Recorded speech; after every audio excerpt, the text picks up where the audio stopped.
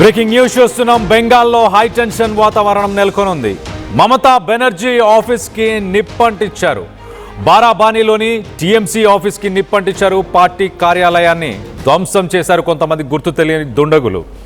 మంటలు భారీగా ఎగిసి పడటంతో బూడిదైపోయింది ఆ ఆఫీస్కి సంబంధించిన విజువల్స్ ని రైట్ సైడ్ బాక్స్ లో మనం చూడొచ్చు. పార్టీ ఆఫీస్కు నిప్పు పెట్టడంతో బారాబానీలో హై టెన్షన్ వాతావరణం నెలకొని ఉంది. ఆసన్సోల్లో కూడా టీఎంసీ ఆఫీస్ పైన దాడి జరిగింది. కుర్చీలు, టేబుల్స్ ధ్వంసం చేశారు కొంతమంది గుర్తు తెలియని వ్యక్తులు. ఇప్పటికే భారీగా కేంద్ర బలగాలు మోహరించాయి. హుటాహుటిన అక్కడికి పోలీసులు, కేంద్ర బలగాలు చేరుకొని సిట్యుయేషన్ ని కంట్రోల్ చేసే ప్రయత్నం చేస్తున్నారు. దానికి సంబంధించిన విజువల్స్ ని రైట్ సైడ్ బాక్స్ లో చూస్తున్నాం. You watching highly disturbing visuals. Viewers description is highly advised. దీనికి సంబంధించి లేటెస్ట్ అప్డేట్ తీసుకునే ప్రయత్నం చేద్దాం. ఇటు కోల్కతా నుంచి మా ప్రతినిధి మధు అందుబాటులో ఉన్నారు. మధుతో మాట్లాడి తెలుసుకునే ప్రయత్నం చేద్దాం. మధు, చెప్పండి, ఒక పక్కన 189 నుంచి 193 సీట్ల మధ్య బీజేపీ అన్ని సీట్లను కైవసం చేసుకునే అవకాశం ఉన్న సమయంలో ఇప్పుడు ఒక్కసారిగా అల్లర్లు చెలరేగాయా? ఇటు టీఎంసీ, బీజేపీ పరస్పరం ఒకరిపై ఒకరు దాడులు చేసుకుంటున్నారా? ఎలాంటి వాతావరణం నెలకొని ఉంది ఇప్పుడు అక్కడ? ఎగ్జాక్ట్లీ, నివురుగప్పిన నిప్పులా ఉంది ప్రస్తుతం పశ్చిమ బెంగాల్ పరిస్థితి. 15 సంవత్సరాలు ఏకచక్రాధిపత్యంతో పాలన కొనసాగించినటువంటి మమతా బెనర్జీ పార్టీ ఆఫీస్కి సంబంధించినటువంటి పశ్చిమ బెంగాల్లో 2 ప్రాంతాల్లో జామోరియా మరియు బారాబానీకి సంబంధించినటువంటి ఏరియాలో ఉన్న పార్టీ ఆఫీస్కి నిప్పు పెట్టారు, ధ్వంసం చేశారు. అక్కడ ఉన్నటువంటి కొద్దిమంది దుండగులు. పెద్ద ఎత్తున ఆందోళన కొనసాగుతుంది. కేంద్ర బలగాలు డిప్లాయ్ అయ్యి వారిని నివారించే ప్రయత్నం చేస్తూ ఉన్నారు. ఉద్రిక్తంగా ఉంది. ఈరోజు రాత్రికి కూడా కొన్ని అవాంఛనీయ సంఘటనలు జరిగేటువంటి అవకాశం ఉంది. ఇప్పటికే రోడ్ల పైన పూర్తి స్థాయిలో కేంద్ర బలగాలు మోహరించినటువంటి సిచ్యువేషన్ కొనసాగుతూ ఉంది. ఆల్రెడీ పశ్చిమ బెంగాల్లో గత కొంతకాలంగా ఈ ఉద్రిక్త పరిస్థితులు ఉన్నటువంటి సిచ్యువేషన్ కొనసాగుతూ ఉంది. ప్రస్తుతం ఈ జమారియా మరియు బారాబానీకి సంబంధించినటువంటి పార్టీ కార్యాలయాలకు నిప్పు పెట్టారు. కొద్దిసేపటి క్రితం పశ్చిమ బెంగాల్ సీఎం మమతా బెనర్జీ భవానీపూర్కి సంబంధించినటువంటి కౌంటింగ్ కేంద్రం దగ్గరికి వచ్చారు. ఆ నియోజకవర్గానికి సంబంధించిన కౌంటింగ్ కేంద్రం దగ్గరికి. అక్కడ కూడా ఆమె వాహనాన్ని కొద్దిమంది అడ్డుకునే ప్రయత్నం చేశారు. అక్కడ ఉన్నటువంటి బీజేపీ కార్యకర్తలు వాహనం వెంట కొద్దిసేపు పరిగెత్తారు. కాకపోతే తృణమూల్ కాంగ్రెస్ అధినేత్రి, ముఖ్యమంత్రి మమతా బెనర్జీకి సంబంధించినటువంటి వెంట ఒక్క టీఎంసీ కార్యకర్త కూడా లేకపోవడం అనేటువంటిది అక్కడ ఆశ్చర్యానికి గురి చేస్తూ ఉంది. ప్రస్తుతం పెద్ద ఎత్తున పోలీసులు ఆ నిరసనకారుల్ని అడ్డుకునే ప్రయత్నం చేశారు. తర్వాత ఈ జమారియా, బారాబానీ ఈ 2 ప్రాంతాలతో పాటు డైరెక్ట్గా ముఖ్యమంత్రి వాహనాన్ని అడ్డుకున్నటువంటి సిచ్యువేషన్, తీవ్రమైనటువంటి ఉద్రిక్తత ఉంది ఇరు పార్టీలకు మధ్య. కొన్ని ప్రాంతాల్లో ఆల్రెడీ ఇరు పార్టీలు ఒకరిపైన ఒకరు దాడి చేసుకుంటూ వారిని నిలువరించారు. పోలీసులు లాఠీ చార్జ్ చేసినటువంటి సిచ్యువేషన్. కాస్త మెజారిటీ హై పీక్స్లో పూర్తి స్థాయి మెజారిటీ బీజేపీకి రావడంతో కాస్త కొంతమేర ఉద్రిక్తత తక్కువ ఉన్నట్టుగా కనిపిస్తూ ఉంది. ఉదయం కొద్ది మందితో మాట్లాడిన సందర్భంలో కళ్యాణ్ వాళ్ళు చెప్పినటువంటి అంశాలు ఏంటంటే, ఒకవేళ బొటాబొటిన నెక్ టు నెక్ ఫైట్ ఉండేటువంటి సిచ్యువేషన్ ఉంటే ఇంకా తీవ్రమైన అల్లర్లు ఉంటాయి అనేటువంటిది మనం చూస్తూ ఉన్నటువంటి వాహనాలన్నీ కూడా జనరల్గా రోడ్డు పైన ఉండాల్సిన వాహనాలన్నీ ఆగిపోయినటువంటి సిచ్యువేషన్. గొడవలు ఉంటాయి, గొడవలు జరుగుతాయి, వెళ్ళొద్దు ఎక్కడ అనేటువంటి. ఈరోజు మొత్తం పశ్చిమ బెంగాల్లో కోల్కతాలో వెహికల్ షార్టేజ్ ఉంది. ఆటోలు, కార్లు, పబ్లిక్ ట్రాన్స్పోర్టేషన్ చాలా తక్కువ స్థాయిలో ఉంది. సో ఈరోజు రిజల్ట్ ఉన్నటువంటి నేపథ్యంలో, హాలిడే ఏం లేదు కానీ రిజల్ట్ ఉన్నటువంటి నేపథ్యంలో ఒక ఉద్రిక్త పరిస్థితి నెలకొన్నటువంటి సిచ్యువేషన్ ఉంది. దాంట్లో భాగంగానే జమారియా, బారాబానీ ప్రాంతాల్లో టీఎంసీ ఆఫీస్కు నిప్పు పెట్టారు నిరసనకారులు. కాస్త ఆందోళనకారులంతా కూడా డైరెక్ట్గా ముఖ్యమంత్రిని అడ్డుకునేటువంటి ప్రయత్నం చేశారు. ఈ రోజు రాత్రికి కూడా కొన్ని అవాంఛనీయ సంఘటనలు జరిగే సిచ్యువేషన్ ఉంది. కాబట్టి దీనిపైన కేంద్ర బలగాలు ఎప్పటికప్పుడు డీటెయిల్స్ చేసుకునేటువంటి ప్రయత్నం చేస్తూ ఉన్నారు. వారంతా ఎక్కడికక్కడ నిఘా వర్గాలు ఇచ్చినటువంటి సమాచారంతో వారు అడ్డుకునే ప్రయత్నం చేస్తూ ఉన్నటువంటి సిచ్యువేషన్ చాలా స్పష్టంగా కనిపిస్తూ ఉంది. ఈ రోజు రాత్రికి కూడా కొన్ని సంఘటనలు జరిగేటువంటి సిచ్యువేషన్ స్పష్టంగా కనిపిస్తూ ఉంది. Right Madhu, thanks for the latest update. మొత్తం మీద ఇటు జమూరియా, చురోలియా ఈ పరిసర ప్రాంతాల్లో ప్రస్తుతానికి హై టెన్షన్ వాతావరణం నెలకొంది. దానికి సంబంధించిన విజువల్స్ని మనం చూస్తున్నాం. ఇటు టీఎంసీ ఆఫీస్ని కొంతమంది గుర్తు తెలియని దుండగులు, బీజేపీకి సంబంధించిన వ్యక్తులు అంటూ ఇటు టీఎంసీ ఆరోపిస్తుంది. మరో పక్కన టీఎంసీ అధినేత మమతా బెనర్జీ ఆమె కాన్వేని కూడా ఒక పోలింగ్ స్టేషన్కి వెళ్ళాలని ప్రయత్నించినప్పుడు ఆమె కాన్వేని కూడా అడ్డుకునే ప్రయత్నం కూడా చేసినట్టు తెలుస్తుంది. మొత్తం మీద లోకల్ పోలీసులు అలాగే సెంట్రల్ ఫోర్సెస్ జమూరియా పరిసర ప్రాంతాలకు చేరుకొని అక్కడ మాబ్ని చెల్లా చెదరగొట్టే ప్రయత్నం చేశారు. రైట్, ఒక్కసారి బీజేపీకి సంబంధించి కూడా లేటెస్ట్ అప్డేట్ తీసుకునే ప్రయత్నం చేద్దాం. ఇప్పుడు ఎన్ని సీట్లు కైవసం చేసుకునే అవకాశం ఉంది, దీనికి సంబంధించి లేటెస్ట్ అప్డేట్ తీసుకునే ప్రయత్నం చేద్దాం.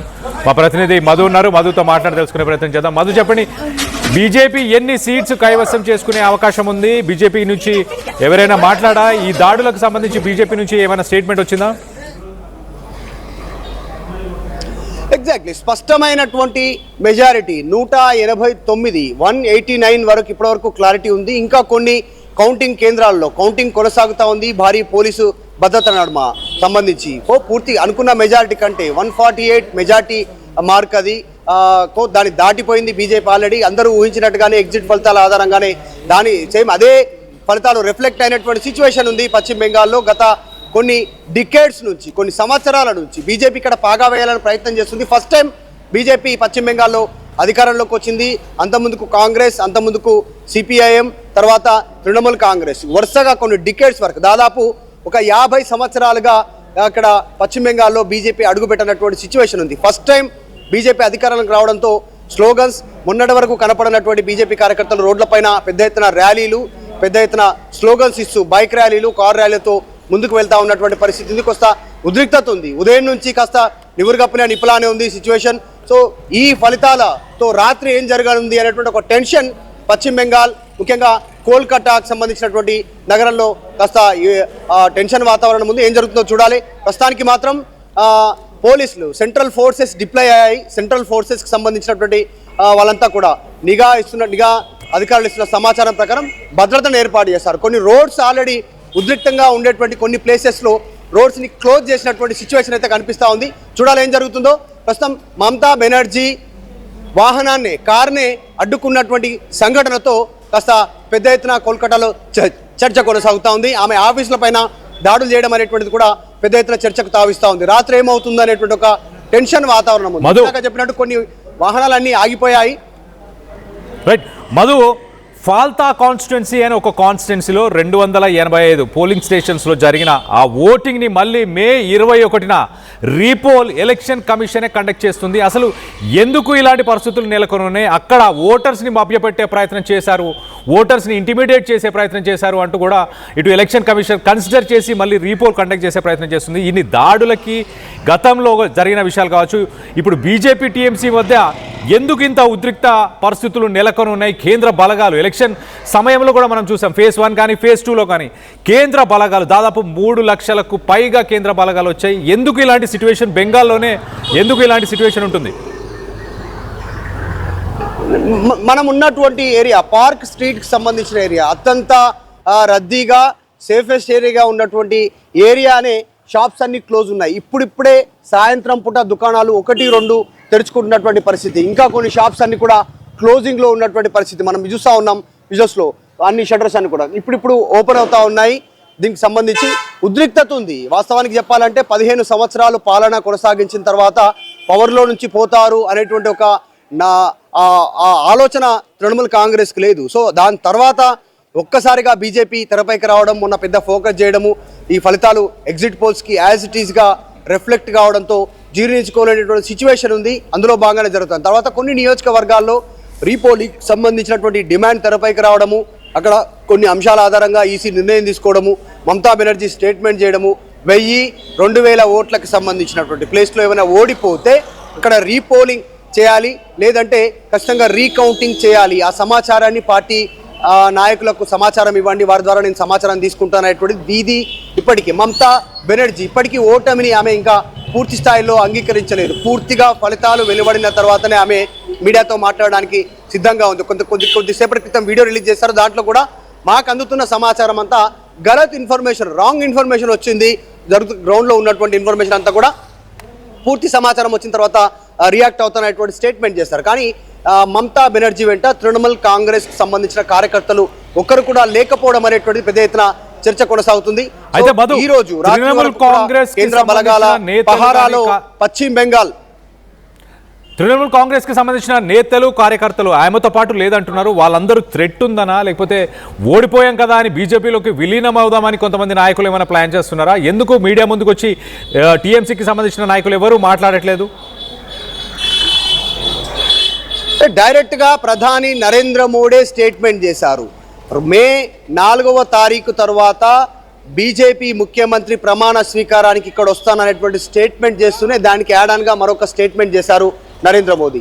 ఈసారి ఖచ్చితంగా తృణమూల్ కాంగ్రెస్ పార్టీకి సంబంధించిన గూండాలను ఎవరిని వదిలిపెట్టము అనేటువంటి స్టేట్మెంట్ చేస్తారు. సో ఆ రకంగా ఇప్పుడు ఎవరు బయటకు వచ్చినా గతంలో ఉన్నటువంటి వారిపైన ఉన్నటువంటి అలిగేషన్ చేస్తూ ఉంది బీజేపీ. కాబట్టి వాటిని దృష్టిలో పెట్టుకుని వారిపైన క్రైమ్ షీట్ ఓపెన్ చేసేటువంటి అవకాశం ఉంటుంది, నిర్ణయం తీసుకునేటువంటి అవకాశం ఉంటుంది, కఠిన చర్యలు తీసుకునేటువంటి అవకాశం ఉంటుంది. తృణమూల్ కాంగ్రెస్ ఆధ్వర్యంలో కోల్కతాకు సంబంధించిన కొన్ని ఏరియాల్లో కొంతమేర రైల్వే, తర్వాత ఇంకా కొన్ని ప్రభుత్వానికి సంబంధించిన భూముల్లో కబ్జాకు గురైంది. వాళ్ళంతా కూడా బంగ్లాదేశ్ నుంచి వచ్చి అక్రమంగా నివసిస్తూ ఉన్నారు. వాళ్ళందరినీ కూడా తొలగించే అవకాశం ఉంది. వాళ్ళ సంఖ్యనే వేలల్లో ఉంది అనేటువంటిది, దాదాపు 60,000 నుంచి 80,000 మధ్య సంఖ్యలో ఉంది అనేటువంటిది ఇక్కడ స్థానికులతో మాట్లాడినప్పుడు సమాచారం తెలుస్తూ ఉంది. సో మొత్తం పశ్చిమ బెంగాల్ని రీకన్స్ట్రక్ట్ చేయబోతున్నాం అనేటువంటి స్టేట్మెంట్ బీజేపీ చేస్తూ ఉంది. కాబట్టి జరుగుతున్న పరిణామాలపైన కాస్త తృణమూల్ కాంగ్రెస్ పార్టీ నాయకులు బయటికి రావడానికి కూడా ఇష్టపడట్లేదు. అందులో భాగంగానే వాహనాలన్నీ నిలిపివేస్తున్నాయి, బయట క్యాబ్స్ రన్ అవ్వట్లేదు, తర్వాత ఆటోలు రన్ అవ్వనటువంటి పరిస్థితి ఉంది. క్యాబ్స్, ఆన్లైన్ క్యాబ్స్ కొంత అందుబాటులో ఉన్నప్పటికీ కూడా విపరీతమైనటువంటి హైక్ రేట్స్ ఉండడం వల్ల కూడా బయట ఎవరు జనాలు తిరగలేనటువంటి పరిస్థితి. ఇప్పుడిప్పుడే కొన్ని షాప్స్ ఓపెన్ చేస్తున్నారు. దాదాపు ఇంకా కొన్ని షాప్స్ మనం చూస్తూ ఉన్నాం, అన్ని క్లోజింగ్లో ఉన్నటువంటి పరిస్థితి, ఇంకా ఓపెన్ కానటువంటి పరిస్థితి. ఇక్కడ నుంచి ఈ ఏరియా అంతా ఎప్పుడు బిజీగా ఉండేటువంటి ఈ పార్క్ స్ట్రీట్కి సంబంధించి కోల్కతాలో అత్యంత రద్దీగా ఉండేటువంటి పార్క్ స్ట్రీట్కి సంబంధించిన షాప్స్ అన్ని క్లోజ్ ఉన్నాయి, వాహనాలన్నీ బయట నిలిచిపోయినటువంటి పరిస్థితి ఉంది. పశ్చిమ బెంగాల్లో ఉద్రిక్తత ఉంది. తృణమూల్ కాంగ్రెస్ పార్టీ ఆఫీస్ పైన దాడులు, నిప్పు పెట్టడము, అక్కడ అటాక్ చేయడము, డైరెక్ట్గా మమతా బెనర్జీ పైనే అటాక్ చేసే ప్రయత్నం చేయడం, వాహనం మీదకి దూసుకెళ్లేటువంటి ప్రయత్నం చేయడం, ఆ విజువల్ చూస్తూ ఉంటే పశ్చిమ బెంగాల్లో చర్చ కొనసాగుతుంది. ముఖ్యంగా కోల్కతాలో సెంట్రల్ ఫోర్సెస్ అంతా రోడ్డు పైన డిప్లాయ్ చేశాయి, కొన్ని రోడ్స్ క్లోజ్ చేశాయి, బయటకు వాహనాలు తిరగకుండా డైవర్షన్ చేస్తూ ఉన్నాయి. సో కాస్త ఉద్రిక్తంగా ఉంది ప్రస్తుతం పశ్చిమ బెంగాల్ పరిస్థితి.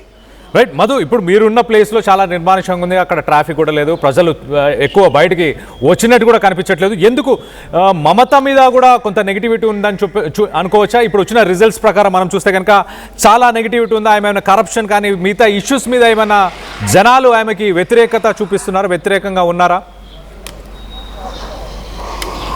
జనరల్గా ఒక 2 టర్మ్స్ గవర్నమెంట్లో ఉంటే యాంటీ ఇన్కంబెన్సీ ఉంటుంది. మమతా బెనర్జీ 3rd టైం ముఖ్యమంత్రి, అంటే 15 సంవత్సరాలు ముఖ్యమంత్రిగా కొనసాగినటువంటి పరిస్థితి. ఏకచక్రాధిపత్యం. జనరల్గా కోల్కతా అనేటువంటిది ఒకప్పుడు నెంబర్ 1 సిటీ. మమతా బెనర్జీ 15 సంవత్సరాల పాలనలో కోల్కతా వెనక్కి నెట్టివేయబడింది. తర్వాత విద్య, ఉద్యోగం, నిరుద్యోగానికి సంబంధించిన విషయంలో నిర్ణయాలు కరెక్ట్గా తీసుకోలేకపోవడంతో ఈరోజు చాలామంది నిరుద్యోగులు ఉన్నారు, రోజుగారీ లేదు అనేటువంటిది. తర్వాత ప్రభుత్వంలో కరప్షన్ ఛార్జెస్, వారిపైన ఎక్కువ అలిగేషన్స్ రావడం, ప్రభుత్వంలో ఉన్నటువంటి నాయకులు ఎక్కువగా కరప్షన్ చేశారు అనేటువంటి చర్చ రావడము, ఆర్జికర్ సంబంధించినటువంటి వైద్య విద్యార్థిని ఆమెను రేప్ చేసినటువంటి ఘటన, ఇవన్నీ కూడా ప్రభుత్వానికి చెడ్డ పేరు తీసుకొచ్చినటువంటి పరిస్థితి.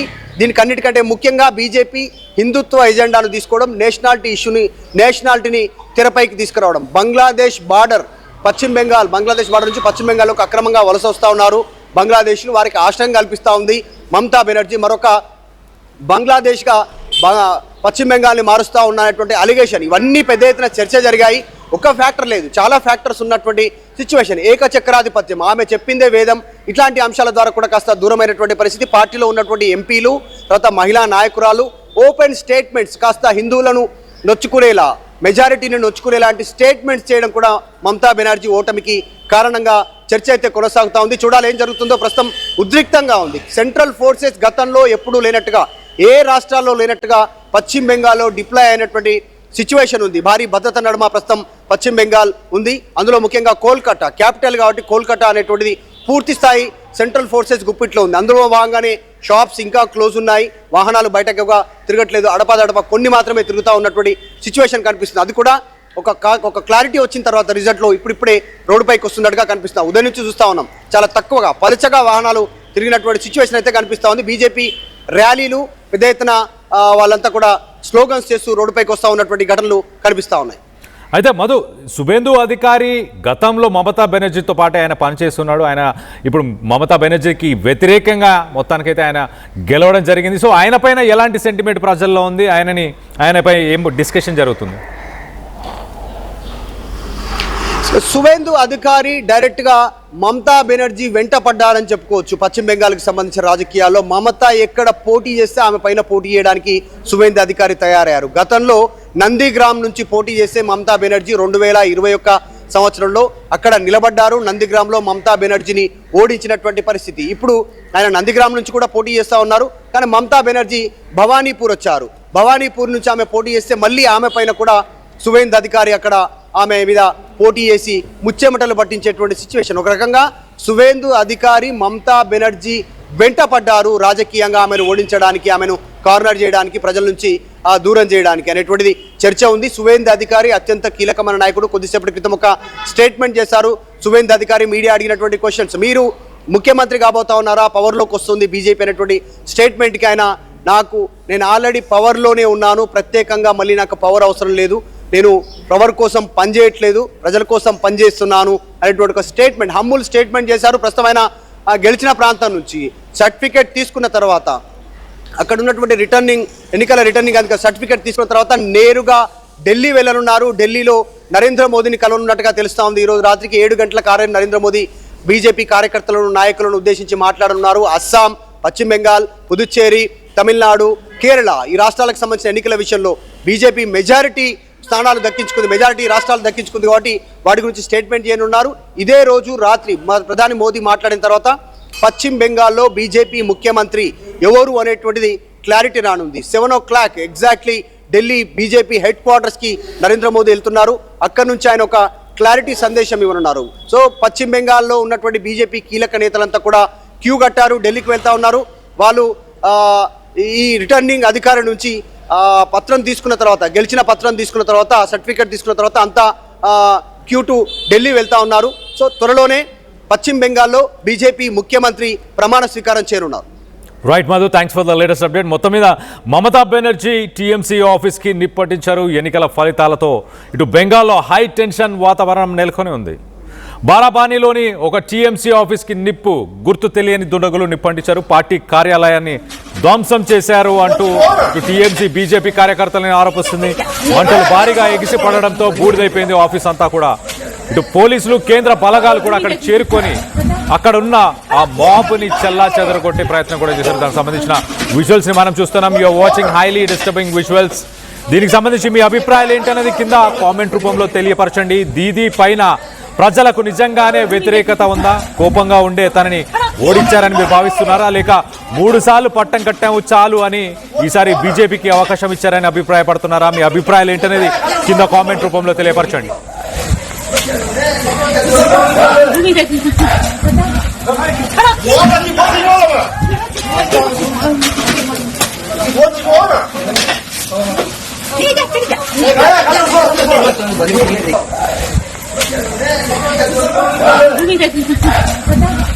खड़ा